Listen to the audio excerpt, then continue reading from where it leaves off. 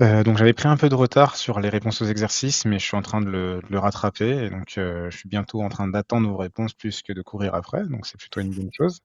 Est-ce que vous avez des questions par rapport à ce que je vous ai partagé à la fois la semaine dernière dans la classe virtuelle ou bien, dans les réponses aux exercices ou au travers du corrigé? Moi, je viens de voir, là maintenant parce que j'avais des petits problèmes de connexion ce matin. Donc j'ai renvoyé après un document où j'ai mis tous les exercices de Oui, chaque jour. Ouais, j'étais dessus et ouais, où et du du coup coup du coup j'ai c'est détaillé le fameux calcul. Voilà, oui, c'était tout à juste fait. pour dire ça. Excuse-moi. Oui, tout à fait, j'étais dessus, j'allais répondre, j'ai commencé à répondre, il me restait le plan de Ouais, communication. Et j'ai vu d'où venait l'erreur. Donc pas de souci, je te fais un, enfin, voilà, j'enverrai OK, l'email pas longtemps après la session. OK, bah, super. Donc ouais, dans l'idéal, hein, je préfère un exercice par mail, mais si vous faites tout le même jour, bon, ça a du sens que vous fassiez tout dans un seul document et dans un seul mail. Mais dans l'idéal, si vous avancez petit à petit, autant faire un exercice à la fois. Ça permet d'avoir un suivi un peu plus précis de Mmh, chaque exercice. mmh, OK.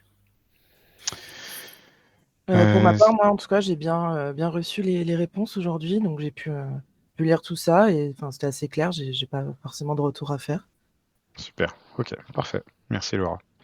Et par rapport à ce que vous avez vu cette semaine, est-ce qu'il y a des éléments sur lesquels vous souhaitez que j'insiste davantage ou est-ce qu'on déroule et puis vous m'interrompez lorsqu'on traite les différents sujets? Ben, je sais pas, moi j'avais noté, enfin 2 questions qui peuvent être dans la même, mais dans la phase d'exécution, je me demandais s'il était obligatoire d'avoir, enfin de remettre le produit fini à un organisme externe, si on peut pas aller directement au client commanditaire. Voilà. Tout va dépendre, oui, en effet, du contexte. Ouais. Euh, tout va dépendre en effet des livrables, de leur nature et en effet de la manière dont ils sont gérés après le projet. Heu, Quand je parle d'organismes de maintenance, c'est vrai qu'il y a ce contexte un petit peu soit industriel, soit informatique, où on sait que, après le projet, beh, il y a un cycle de vie qui doit être, quelque part, pris en charge. Mmh. Donc ça veut dire qu'un logiciel, bah, il faut penser à pouvoir le mettre à jour régulièrement.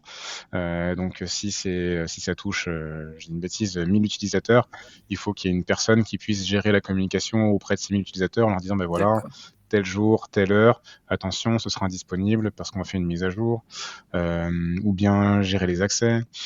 Si on parle du contexte industriel, une machine qui doit fonctionner, qui doit elle aussi être, révisée, ce genre de choses-là. Et après en effet, en fonction du contexte, ça peut aller directement au client et c'est lui, le client lui-même qui va gérer cette, maintenance ou cette prise en charge de cycle de vie. Mais du coup, ça, c'est une activité qui est déléguée. L'essentiel, c'est de pouvoir s'assurer que l'après-projet est bien pris en charge et qu'on laisse pas des livrables du projet laissés à l'abandon. Quelque part, on a livré, on a fait notre partie, débrouillez-vous. Non, il faut qu'il y ait au moins une personne identifiée, un service, quelque chose qui nous permette de prendre conscience et prendre confiance que tout est bien pris en main. Ouais. Mmh. OK. Alors, je vais partager mon écran et on va dérouler les différentes notions de la semaine. Évidemment, n'hésitez pas à m'interrompre si vous avez des questions. Donc, il y avait 2 volets principaux par rapport à cette semaine. Il y avait l'optimisation surtout de la structure dans un premier temps. La structure passe par le phasage du projet, donc en quelque part de la ségrégation du projet en différentes phases, qui doivent être pertinentes pour que le projet puisse, bien se dérouler. Quelque part, on sait que dans un projet, on doit le saucissonner, de manière à ce qu'on puisse, aussi mieux le suivre. C'est plus facile à la fois pour le suivi, puisqu'on est capable de dire: «Bah, voilà, aujourd'hui, on est dans telle étape, dans telle phase, ça appartient à telle activité, enfin l'activité appartient à telle phase». S'il n'y avait qu'une seule phase, difficile de dire forcément où on en est ou de donner un point de repère aux personnes, aux parties prenantes qui sont un petit peu extérieures au projet. Mais cela sert aussi aux personnes qui sont à l'intérieur du projet pour savoir vraiment où on en est. il y a 3 étapes importantes qui sont l'initiation, l'exécution et la clôture.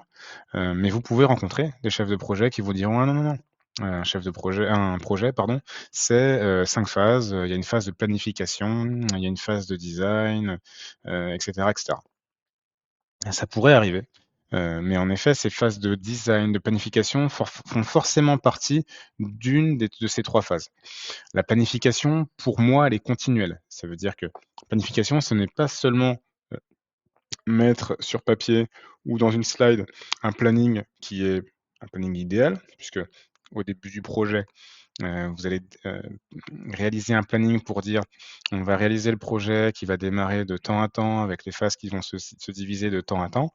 Le projet devra terminer à telle date». Ça, c'est l'idéal puisque c'est une supposition, c'est une estimation.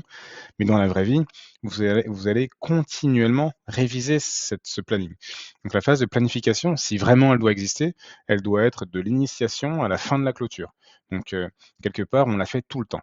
Donc je ne vais pas considérer la planification comme une phase à proprement dit, mais plus comme une activité continue qu'on réalise durant la phase d'initiation, qu'on réalise durant la phase d'exécution, et en phase de clôture, on est plutôt à la fin, donc on va moins faire de planification, on va peut-être plus joindre tous les bouts et être sûr qu'on a tout réalisé. Le design, c'est pareil. On pourrait se dire que dans l'étape d'initiation, on inclut le design. Ça veut dire on inclut le fait de schématiser ce à quoi les livrables vont devoir ressembler. Et du coup, ça permet, à la fin de la phase d'initiation, d'avoir un chiffrage un peu plus précis, puisque l'on sait ce vers quoi on veut tendre. Ça, c'est une option. La deuxième option, c'est d'avoir le design dans la phase d'exécution, et on se dit qu'on alloue à la fin de l'initiation un budget supposé qui va inclure cette étape de design où on va prendre le temps de schématiser ce que sera la cible. Donc ça, c'est possible aussi. Donc voilà, le design, par exemple, ça pourrait être soit dans l'initiation, soit dans l'exécution. Vous avez eu cet exercice par rapport au changement de logo. Le changement de logo, ça passe par une étape où on va dessiner le nouveau logo en comparaison à l'ancien, parce qu'on souhaite qu'il soit plus vivant, plus actuel, et cetera, et cetera. Donc on pourrait très bien se dire que le design fait partie de la phase d'exécution. Certaines d'entre vous ont mis dans la phase d'exécution en se disant: «J'alloue un budget, le budget va impliquer d'avoir un fournisseur qui va faire le design. Ensuite, on va décliner ce logo dans les différents supports sur le site, et cetera, et cetera». Ou bien on se dit qu'à la fin de l'initiation, on sait déjà à quoi va ressembler le nouveau logo et l'exécution ne servira uniquement pour le déploiement, donc la déclinaison, la mise à jour des différents supports. Et donc là, c'est vraiment 2 facettes différentes. Mais aucune n'est fausse, mais l'idée de au moins savoir où est-ce qu'on se place. Est-ce que vous avez des questions par rapport à ce premier point, avec la ségrégation entre les différentes phases? C'est OK pour moi. Non, c'est bon. OK. Très bien. Ensuite, vous avez ce qui est important de pouvoir faire aussi, je vous prie de m'excuser, c'est de bien définir ces livrables en différentes petites activités qu'on appelle des lots de travaux. Quelque part, un projet, va nécessiter d'aboutir sur des livrables, un ou plusieurs. Pour obtenir ces livrables, on va constituer des lots de travaux, qui sont des activités les plus petites soient-ils, de manière à ce qu'on puisse bien avoir la vision sur ce qu'il y a à faire sur le projet. Grosso modo, peut-être que pour les 1, 2 ou 3 livrables qu'il faut réaliser dans le projet, on va les subdiviser en 2, 3, 4 lots de travaux. Ça vous permet aussi d'avoir une meilleure vision sur le volume d'activités à réaliser au sein du projet. Vous êtes aussi en mesure de plus facilement, donner un pourcentage de progression par rapport au projet, et notamment pour se dire: si vous avez 100 lots de travaux et que vous en avez réalisé 50, vous savez que vous êtes grosso modo à 50 d'avancement. Donc il y a 50 des lots de travaux qui ont été réalisés, il en reste une autre partie. Donc ça vous permet de bien cocher ces cases par rapport à la progression. Après, ce qui est délicat, c'est de bien créer ces lots de travaux. Et là, j'ai une petite astuce pour vous, qui est pas forcément partagée sur la plateforme, mais qui peut marcher dans certains contextes, peut-être pas dans d'autres. Cette méthode s'appelle la méthode des 8-80. La méthode des 8-80 implique que pour, un lot de travaux, on estime que l'effort nécessaire se situe entre 8 heures et 80 heures de travail. Lorsqu'on est dans cet intervalle de 8 heures et 80 heures de travail, on estime que le lot de travaux est pertinent. Cela veut dire que si une personne est associée à un lot de travaux et donc on est responsable et on est le seul exécutant, cela veut dire que cette seule personne doit avoir son effort qui est constitué, en tout cas qui est composé, d'un volume d'heures de travail entre 8 heures et 80. En revanche, si le lot de travaux nécessite d'impliquer plusieurs personnes, 2, 3, 4, il va falloir diviser, répartir, ces 8 heures, 80 heures sur ces 2, 3, 4 personnes qui vont travailler sur ce même lot de travaux. Est-ce que ça vous paraît clair? Est-ce que vous avez des questions? Oui. Pourquoi ça a été choisi ces valeurs-là, en fait? Alors là, aucune idée. C'est une mé ça vient pas de moi, c'est une méthodologie qui existe et qui m'avait été, partagée, lors de formations de chef de projet que j'ai fait dans le passé. Et je l'ai retrouvée ensuite par la suite, sur internet, et avec, d'autres confrères qui eux utilisent un petit peu cette méthode pour subdiviser un petit peu le travail. Et c'est surtout lorsqu'on a un doute. Ça veut dire que en règle générale, on se dit: «Bon, bah, pour faire cette activité, on va faire d'abord ça», grosso modo, on peut se dire que lorsque que cette activité, ça constitue une étape. Mais parfois, on peut avoir sur une activité qui est un peu complexe, on peut se dire: «Bon, ce serait bien de le subdiviser, mais il faut que ce soit logique». Si on n'a pas la logique, c'est bien de travailler sur ce volume d'heures, qui permet de se dire: «Bon, là, on va dépasser 80 heures. OK, on s'arrête là, peut-être un petit peu avant, on s'arrête à 75 heures, ça fait quelque chose de logique pour, obtenir cette activité, on passe à la suite». Mais voilà, c'est pas une décision arbitraire, hein, de ma part, c'est bien une méthodologie qui existe, ouais. OK, OK. Est-ce qu'il y a d'autres questions par rapport au lot de travaux? Non, merci. Très bien. Le deuxième volet de cette session, hein, 2e et dernière slide, par rapport à cette semaine, est lié à la performance, en tout cas aux compétences. Le quotidien du chef de projet, enfin en tout cas être un bon chef de projet, c'est important. Être une bonne chef de projet, performante, c'est important. Pourquoi? Puisque, en tant que chef de projet, vous êtes un petit peu la clé de voûte.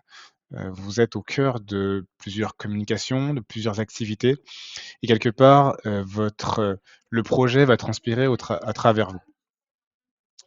Donc votre quotidien, votre activité, de chef de projet, va elle être, complètement, prise par des choses qui sont incontournables. Il y avait une journée qui était dédiée un petit peu à cela, et notamment pour chaque semaine, placer dans son calendrier une activité indispensable comme, aller récupérer des informations par rapport à l'avancement des livrables, réaliser ce reporting financier qui doit se faire en avance. Alors c'est peut-être pas toutes les semaines, mais ça pourrait être, tous les mois. Hem et notamment, aussi aller, en avance de phase vers les personnes qui subissent des incidents, qui doivent les traiter et du coup ne pas attendre un retour de leur part, mais plus aller en avant en disant: «Mais voilà, tu m'avais dit que demain tu t'aurais résolu le souci.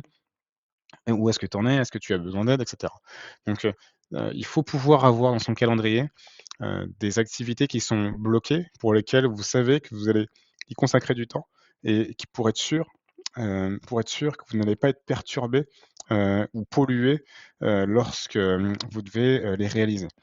Et c'est surtout pour aussi ne pas les oublier, puisque comme elles sont indispensables, si vous les notez pas, la mémoire est quelque chose qui peut parfois faire défaut, si vous les notez pas, vous allez arriver au bout de votre semaine et vous dire: «Mince, c'est vrai qu'il y avait ça à faire et je ne l'ai pas fait, et j'ai pas eu de retour». Donc ça veut dire quelque part, peut-être qu'une personne de l'équipe, devait vous faire un retour, il ne l'a pas fait et vous n'êtes pas allé, de manière proactive le voir. Donc c'est pas raté, c'est pas terminé, mais du coup, vous n'avez pas eu l'information nécessaire. Donc voilà aussi comment, pouvoir, accentuer la performance sur, une activité de chef de projet. Ensuite, le chef de projet est quelqu'un qui doit avoir des qualités à cultiver, à maintenir. Je sais que, je suis certain que vous en avez, mesdames, pour réaliser ce métier. Mais ce qui est important à savoir et parce que, hein, vous êtes au cœur de ce rôle, c'est qu'il faut être un bon communicant, une bonne communicante. Quelque part, la communication est la clé essentielle puisque vous allez devoir transmettre l'information, transmettre des activités à réaliser, aussi récupérer des informations, mais aussi, pouvoir, les, consolider pour qu'elles puissent être accessibles, pour toutes les personnes qui travaillent autour du projet, de manière efficace. La réactivité est aussi un élément à prendre en compte, notamment si une décision importante qui émane, de la direction, a un impact sur le projet, on va dire que, le commanditaire qui a un rôle important au sein de l'entreprise a eu l'information qu'il fallait réduire tous les budgets des projets de tant de pourcents. Cela implique, le commanditaire a choisi d'arrêter ce livrable, ou ce livrable. Donc c'est important de pouvoir transmettre l'information afin de ne pas démarrer aucune activité qui va concerner ce livrable en question. Si on prend le temps de communiquer vers les équipes et si on prend trop son temps et que les équipes, quelque part, ont déjà commencé à travailler dessus, quelque part, c'est perdu. Donc, la réactivité va être importante à ce niveau-là. Le sens humain, là aussi, c'est important de le cultiver puisque être humain, c'est quelque part partager un sentiment, qui est autre que celui du travail. Ou en effet, en tant que chef de projet, votre rôle principal, c'est de donner des instructions, récupérer des informations et être sûr qu'elles sont réalisées en temps et en heure. Quelque part, vous êtes un peu la mère fouettard, si les choses ne sont pas faites comme il faut. Donc il faudrait éviter un petit peu d'avoir cette étiquette, mais surtout, de parfois partager, des choses qui relèvent, de votre vie d'être humain. Vous avez eu une embûche, avant d'aller au travail, un souci avec les enfants dans la nuit, quelque chose qui va débloquer, qui va briser un petit peu la glace, par rapport à vos collègues ou aux personnes avec qui vous travaillez. Cela permet aux personnes de comprendre aussi que vous n'êtes pas là que pour le travail, mais que vous êtes aussi un être humain. C'est important. Le sens de l'organisation, là aussi, c'est quelque chose qui va permettre aux personnes de mieux adhérer au projet et de mieux adhérer et mieux vous suivre dans votre projet. Le fait d'avoir des lots de travaux qui sont identifiés, numérotés, avec, des indicateurs, ou en tout cas des références, pardon. Cela permet aux personnes d'avoir un point de repère et cette organisation-là, c'est la vôtre. Il n'y a que, entre guillemets, «vous», hein, tout va dépendre du contexte de l'entreprise. Il n'y a que vous qui allez pouvoir la mettre en place. Donc quelque part, cette organisation-là, c'est une organisation qui va être suivie par toutes les personnes qui vont travailler au sein du projet. Et pour ce dernier volet, par rapport à la collaboration, et pour faire un petit peu du lien aussi avec le sens humain, le fait de créer du lien va être important. Célébrer les succès aussi. On a beaucoup tendance, et moi aussi par expérience, beaucoup tendance à accentuer les faits négatifs d'un projet. J'ai eu beaucoup de commanditaires qui m'ont dit pour des projets: «Pour le comité de pilotage, s'il te plaît, fais-moi la première page qu'on approche et celle, où on traite des incidents, des problèmes, de ceux qui freinent le projet. J'ai besoin de savoir ce qui va pas pour mieux, pour qu'on puisse prendre les meilleures décisions afin de débloquer la situation». Donc quelque part, mon objectif premier, c'est de parler de choses négatives. Parfois, en fonction des des cultures d'entreprise, on va casser du sucre sur le dos des personnes, et cetera, et cetera. Donc il y a tout cet aspect négatif qui va venir rôder autour des sujets. Et c'est pour ça que c'est important de célébrer les succès, aussi petits soient-ils.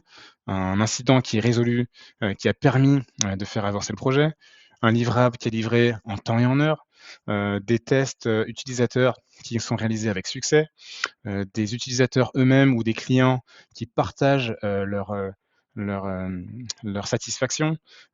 Tout ça, ce sont des éléments qui peuvent, au travers d'un simple mail, hein, en disant qu'on implique telle ou telle personne qui a activement participé à ce succès. Ça coûte rien, hein, un email, hein. On ne vous demande pas, de débloquer une prime, ou de débloquer une augmentation. Ça ne coûte rien et pourtant ça fera du bien aux personnes qui travaillent avec vous et ça leur fera penser aussi que quoi qu'il arrive au sein du projet, lorsque quelque chose est bien fait, vous savez le partager, vous savez aussi cultiver cette atmosphère positive. Donc voilà, ça arrive au dernier point. Cultiver l'atmosphère positive passe aussi par ça, passe par des faits positifs, des faits positifs, pardon, des succès à célébrer dans le projet et aussi toutes les bonnes choses qu'on peut aussi réaliser. Est-ce que tout cela vous parle? Est-ce que vous avez des questions? Est-ce que vous trouvez que c'est cohérent? Oui. Ben ouais, moi en faisant là cette partie-là sur le quotidien du chef de projet, alors j'ai découvert, mais peut-être que c'était précédemment et j'ai pas relevé, mais qu'il y avait des attributions telles que responsable des risques, responsable des incidents. Oui. Et du coup, je me suis demandé si c'était des attributions, enfin des rôles qu'on devait ajouter au démarrage du projet, ou si ça faisait partie des ressources et en fait, voilà, on n'a pas besoin d'attribuer dès le départ un responsable incident, un responsable risque. Non, en effet. Les responsables d'incidents ou de risques sont des personnes, et vous le verrez la semaine prochaine d'ailleurs, sont des personnes qui sont associées à un incident et à un risque. Alors, peut-être pas qu'un seul, hein, peut-être qu'il y a plusieurs risques auxquels ils sont associés, mais il n'y a pas un responsable de tous les risques ou un responsable de tous les D'accord. incidents. Lorsqu'un incident survient, il y a une personne qui est en charge de le traiter. Donc, c'est ce titre-là de responsable d'incident auquel je fais référence. Donc, et pareil pour les suivis des livrables, il y a un responsable d'un lot de travaux. Cela ne veut pas dire qu'il est le seul à travailler sur les lots de travaux, mais il a peut-être cette responsabilité un petit peu supplémentaire sur la bonne réalisation du lot de travaux en question. Donc c'est vers lui qu'on va aller se retourner.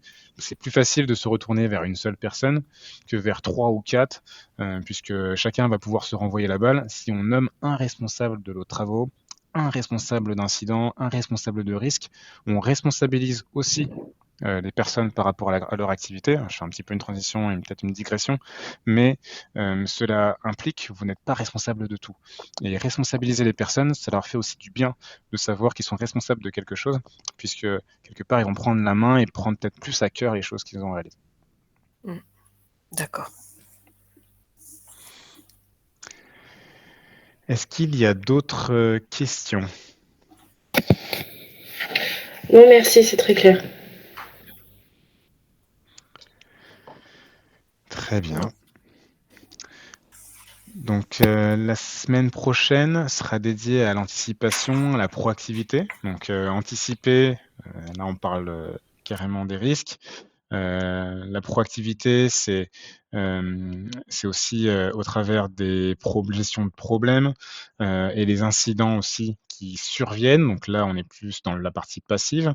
Donc ce sont des activités, donc la gestion de risques, gestion d'incidents et gestion de problèmes, qui sont importantes à traiter dans un projet. Elles viennent forcément, peu importe le projet, peu importe la nature du projet. Donc vous aurez de quoi faire en termes de méthodos à intégrer dans vos projets actuels et futurs pour que vos projets puissent bien fonctionner. Donc soyez bien accrochés. N'hésitez pas à m'adresser vos questions si vous en avez. Et si vous n'avez pas d'autres questions, pour aujourd'hui en tout cas, je vous suggère de clore. Ce que je vais faire aussi à l'issue de notre classe virtuelle, c'est vous partager des éléments qui sont de contexte par rapport au passage à l'examen. C'est un email qui sera écrit tout en bleu et qui contiendra toutes les modalités de passage à l'examen. Donc comme ça, si vous avez des questions au travers de ce mail, vous pouvez me les adresser par mail directement. Sinon, je vous propose d'en parler la semaine prochaine lors de notre prochaine classe virtuelle. D'accord, merci. Ok, merci. Excellent après-midi à vous et je vous souhaite un bon week-end et je vous dis à la semaine prochaine. Merci, à la semaine prochaine. Au revoir. Bon week-end. Au revoir.